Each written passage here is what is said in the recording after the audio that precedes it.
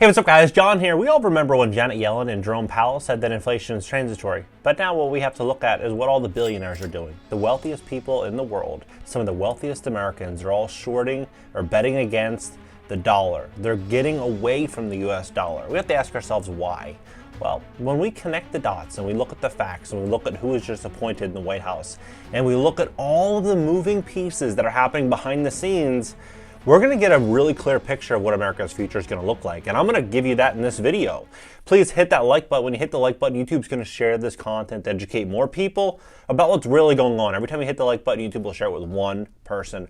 And today's video is sponsored by my company, GreatCreditFast.com. That's GreatCreditFast.com. I believe we're in the greatest wealth transfer of all time. The last couple of years have really pivoted this economy into where we are now, and the next couple of years are going to be dramatic. And I think what we're going to start to see is a much higher cost of living, a much harder world, and banks tightening up on lending. They're only going to be lending to people with good credit that have an ability to pay. So if you want to fix your credit, we'd love to help you at GreatCreditFast.com. Take a look at this.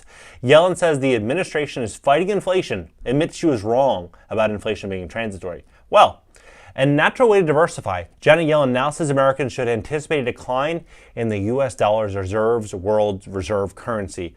What's really going on and how can you prepare? Look at this. Whitehouse.gov. Jared Bernstein. I want to thank the Senate for confirming my nominee for chair of the Council of Economic Advisors.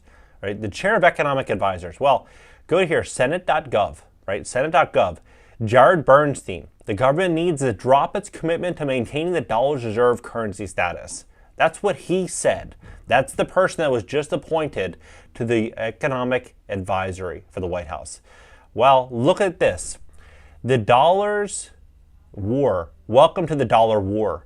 Look at Ray Dalio. Ray Dalio, net worth nearly $20 billion. He said dollar-dominated global order is fading away. Ray Dalio.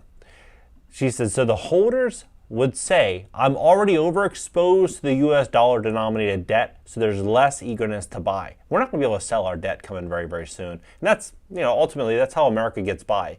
Selling our liability, selling our risk, selling our paper. If we can't do that, we're going to be stepping into an uphill battle. I mean, look at Ray Dalio, $19.1 billion net worth.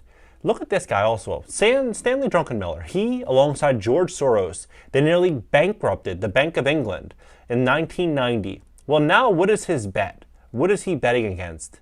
You won't believe it.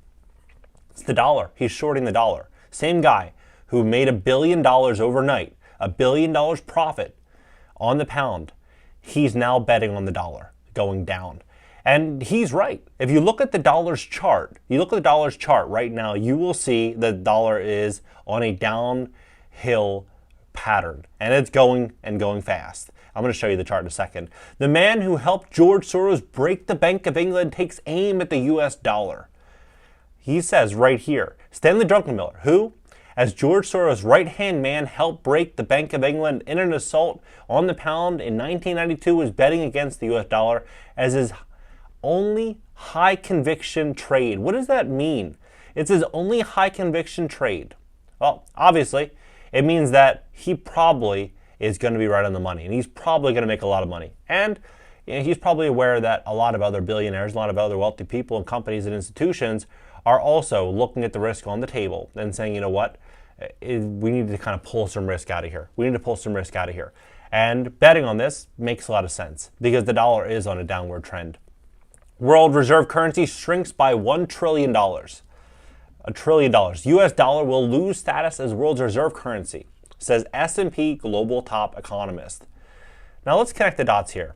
So the dollar's dominance is shrinking, and the krona and the won that are replacing it in its reserves. You're starting to see all of these different digital currencies that are popping up all over the world. India's central bank eyes 1 million digital currency transactions daily by year end. Are they going to be doing this in the dollar? No, they're going to be doing this in the rupee. Right? They're going to be doing this in the rupee. Look at the dollar right now, going from September 26, 2022 on this downhill rip. What does that mean? It means that inflation is going to continue to really get out of control because our dollars are going to be buying less. That's what it means. And the other thing to look at is when people qualify for funding, for financing, whether it be a car or a house or a loan, They're doing so based on three things, usually debt to income ratio, their credit score, and their ability to pay. If their debt to income ratio is changing because their wages were very stable, the cost of living was stable, and they were getting underwritten a loan based on their current situation, and they get approved for that loan, but yet the current situation is changing because food prices are going to be going up, everything's going to be going up, you're going to start seeing more defaults. Point blank. Lenders are going to start pulling back because of this. They're going to look at risk differently. And that's what's going to happen. Look at what's happening in China. The digital yuan. 36 million digital yuan wallets now open in China. This is just in Shenzhen. So you start to look at this. This is the world that we're stepping into. We're looking at a whole new world order. Not saying this as the traditional sense, like a lot of people say, oh, not happening.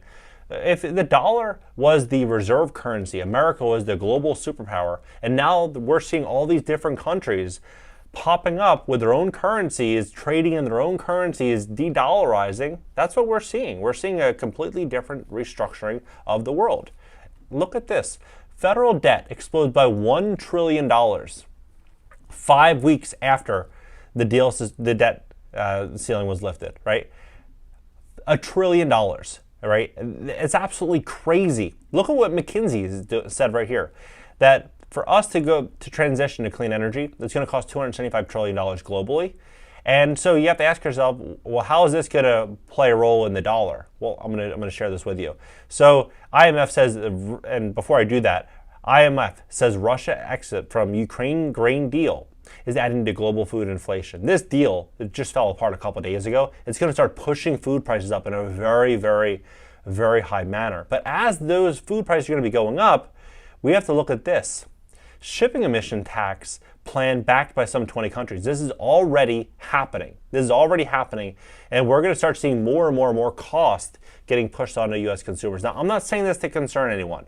That's not the intent of any of my content. But I'm saying this to prepare people because I want people to make smart, well-informed decisions based on the facts of what's really happening in the economy. This is what's actually happening. This came out about 3 weeks ago, but look at this. They're planning $100 billion, right? $100 billion in additional taxes that they are going to be pushing forward on to shippers, right? And so it's more than 20 countries, perhaps $100 billion a year. And they say it's going to help poor countries combat climate, right? $100 billion a year. Now, the big question is, on another context, if you are a landlord and your taxes go up and your insurance goes up, obviously the rent's probably going to go up on that property, right? You're going to pass it along to the tenant. The same thing is going to happen with shippers. If their costs are going to go up by $100 billion a year, they're not just going to take the loss, they're going to pass it along. And then it's going to be the suppliers that are going to pay. And then the suppliers are going to push it along to the consumers, and the consumers are going to pay. Inflation is not going down to 2%. It's not. We're going to break the economy before we get anywhere even close to that. Now, these are the countries that are already doing it. So it's Denmark, Norway, Cyprus, Spain, Slovenia, Monaco, Georgia, Venezuela, South Korea, Greece. You just look at all the numbers. Like the New Zealand, European Commission, Portugal, Netherlands, Kenya. All of their exports are all going to continue to. So everything that we're buying from them, everything is just going to continue to go up. But look at this. The shipping industry's tax-free status already faces challenges. From next year, all ships will have to buy permits for their emissions within the EU, and half of what they spew out while traveling between the bloc and other countries. Although it's unlikely to agree to a levy, it could set a timetable to introduce one. So this is what's going to happen. We're going to see this happening everywhere. And when that happens, look at this. Losing reserve currency status would mean 70 years of deficits flooding back to the U.S., all competing for existing dollars held domestically to buy goods and services. That's a hyperinflation scenario. It also means that we could no longer export inflation abroad, so we bear the full cost of future inflation ourselves. Now, when I see all of this stuff happening, I see the greatest wealth transfer of all time. And I see the biggest opportunity for smart and savvy investors to look at this and say, okay, most people right now cannot absorb inflation. They cannot. So if you find a way in which you can absorb inflation and tuck away some cash on the side and put yourself in a strong place to where you can get funding and financing, you're going to be able to buy distressed real estate. You're going to be able to really expand and grow your net worth, because a lot of people are going to play defense mode the next 5 years. But if you're setting yourself up in advance, you're going to play offense mode, and you're going to really start to grow and grow and grow. I think some really smart strategies could be having a really great online business, having reduced personal debt, zero consumer adjustable rate credit card debt, putting yourself in a position, maybe even having a second passport, maybe even having a bank account in different countries. But options are going to be key. Options are going to be real wealth in 2023, in 2024, 2025. The more options you have, the more cash you have, the more opportunities that you're presented with, the better the world is going to be for you. That's what I think is going to happen. I think the dollar is stepping into a really dark future, and I would be shocked if the dollar was still the reserve currency in the next 5 or 10 years. I believe it's going to be a slow and gradual decline. I think Stanley Druckenmiller, who is a very, very smart multi-billionaire who made his money shorting currencies, betting against the dollar, clearly indicates that the dollar is stepping forward into some big trouble. What do you think about it? Drop below, hit the like button, add me on IG, and if you want to fix your credit, we'd love to help you. At my company, greatcreditfast.com, that's greatcreditfast.com.